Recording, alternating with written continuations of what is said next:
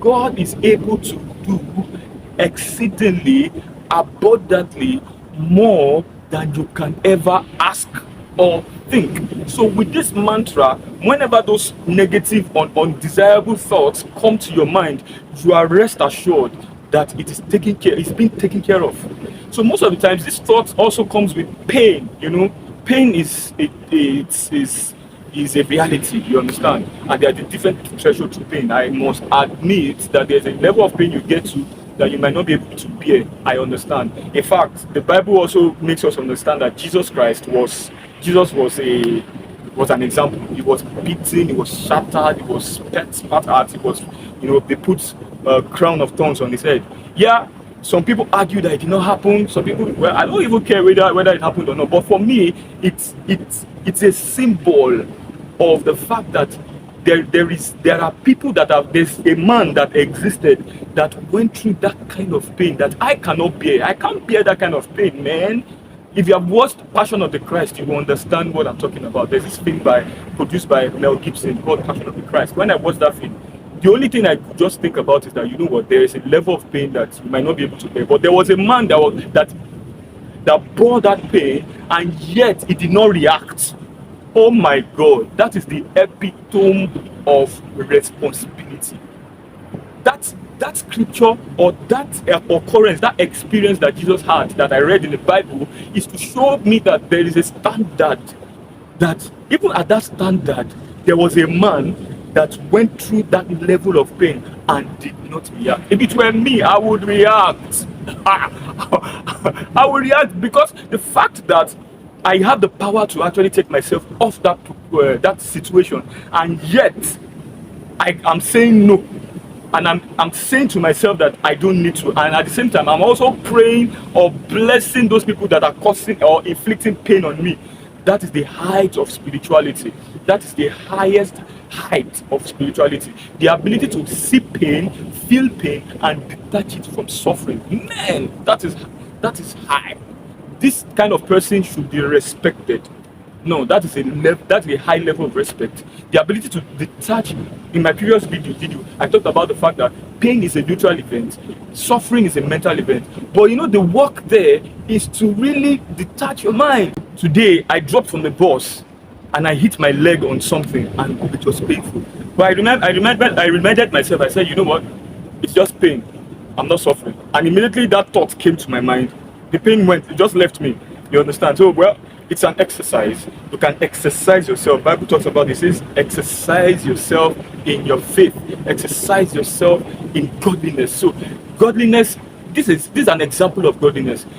Godliness. One of the ways by which you can be godly is to do this exercise. It's not that easy. I understand. Because we have a perception about pain. Once we feel pain, we attach it to suffering and we react instantly. But the idea now is to respond. So when you experience the pain, you don't go back to the thing that caused pain for you. You don't go back. You avoid it as much as possible. But you can't do anything to the pain that has been done to you at that present moment. So it means that present moment awareness is the ability to detach yourself from the happenings of the now, so that you can be able to create the reality of your life, because you are naturally a creator. God is a creator, and if that life energy, which is God, is you, then you are naturally a creator. One day it just dawned on me that the truth is, we have been creating. In fact, we are natural creators. Naturally we create. So the question now is, are you creating something that is desirable, or you are creating something that is undesirable? That's just it. No matter whatever you can think, you are either creating negative things or you are creating positive things. There is no in between. So it is your jurisdiction to come into the consciousness of the fact that I am a creator. So now you have the power to decide what to create. What to create is the authority and the power that it takes to create whatever is in your hands. So that's my message today. Now, coming into that eternity is your responsibility. And you see, the truth is, we are running eternity. The truth is, we are running eternity, whether you like it or not. Whether you are conscious or you are unconscious. Eternity is here and now. It is here and now. Eternity is what we are experiencing right now. So, and some people think that when we die physically, then you will experience eternity. I think that's not the way you should look at it. When you die physically, when you take off this physical flesh, then you transmute, or you are transfigured into another form entirely. It means that your spirit is born. So there's a reborn, there's a rebirth. You know, in my subsequent videos, I'll be talking about the art of being born again. You know, that is another thing I'll be talking about. Just anticipate that. You know, so when you leave this physical realm, then you are reborn.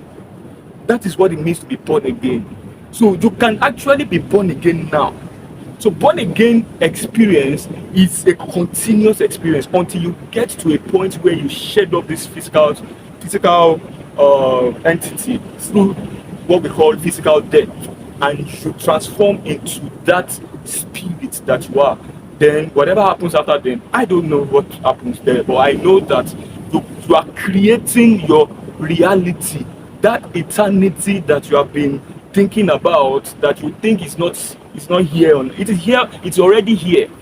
The eternity is here. So when you transform, then whatever you have created, that's what I think. Whatever you have created in the here and now is that's what will be your reality, maybe in the afterlife and now.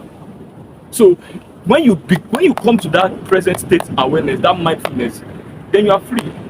You are free from the guilt of the past. You are free from the anxiety of the future. You are free from fear. Fear does not have a grip on you, because you know that fear is just a tormentor. It just torments you. In fact, fear is not bad. Fear is not bad. I used to say this a lot. Fear is not a bad construct, because if you don't, there are some things that you need to fear. You know, fear was placed in us so that we will know our boundaries. It's just like a boundary. Even pain, as we talked about it, there's a level of pain you will get to that. Like I said, you may not be able to bear. You understand? But these things are just gifts to us. Pain is a gift. Fear is a gift. But how you use it is the power that you have, and it's the consciousness that you have. So, thank you for watching. Thank you for staying tuned to this video. I love you. Be inspired by love. Thank you so much. Bye.